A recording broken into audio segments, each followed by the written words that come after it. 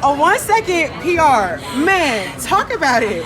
That was just amazing. Going into it, I knew I had some really great athletes coming behind me, so I just had to get out and leave it all on the track. I said, this is my last race of the season. I got to go for it. And I did, and it turned out really great. I couldn't be happier with it. Now, you had some other heavy hitters in the race. We had Britton and Masai, and obviously Yes. you're one too because you made it to the finals. But I know a lot of people had their eyes on Britton and Masai. So did that worry you at all, or did you just know to stick to your race plan? I think it honestly helped calm me down a little bit. I knew that the focus was on them, and I really had nothing to lose. So it really helped me just get after it and know that, you know, there's people cheering for me and everyone back home is cheering for me, but at the end of the day, I have nothing to lose, so I might as well just give it all that I got. Exactly. And so during indoor season, I was actually watching the indoor championships, and somebody was saying on the broadcast, you know, like, Big Ten girls don't usually make finals. We don't think it's going to happen. And I think it was either you or Zaya who ended up making the 400 finals. Yeah. And so I just want to know what it means to you to, like, be wearing a Big Ten school across your chest and, you know, winning this national championship. Oh, the Block M means everything to me. I'm so proud to represent my school, and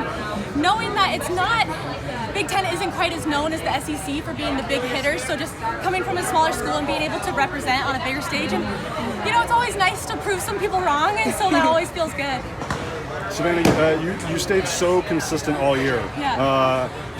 Like, what did you take away, you know, from conference and from regionals? That it's like, I don't have to be great. I don't have to run 52, 3 or 4 for 10 races during the year. Right. I have to run a PR, you know, in one race. But what did that consistency tell you that what was possible tonight? It told me a lot because honestly I struggled off and on with a couple injuries, those minor things throughout the season, so just knowing that I was able to stay consistent through those injuries meant a lot, and knowing that when I was healthy that I had the potential to run a faster time, it was really good to have that, like, on the back burner, like, knowing that was in me.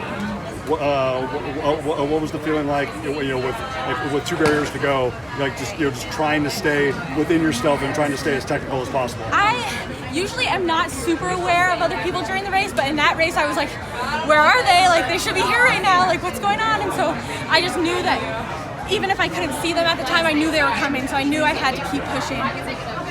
There were some talented women in this race. Like, going in, did you think you could win if everything went right? I knew that I had potential to do really, really well. I'm not sure if winning was specifically on my mind. I think I was just more focused on beating myself and, like, getting a better time and hopefully trying to get world standard, which I ended up doing, so that's amazing.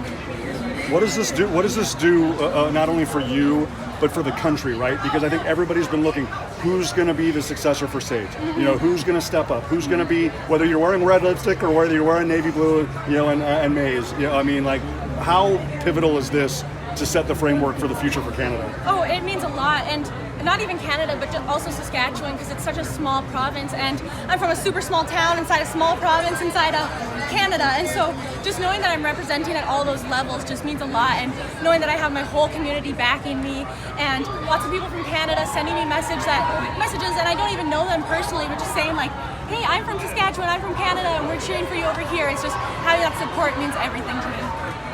Congrats.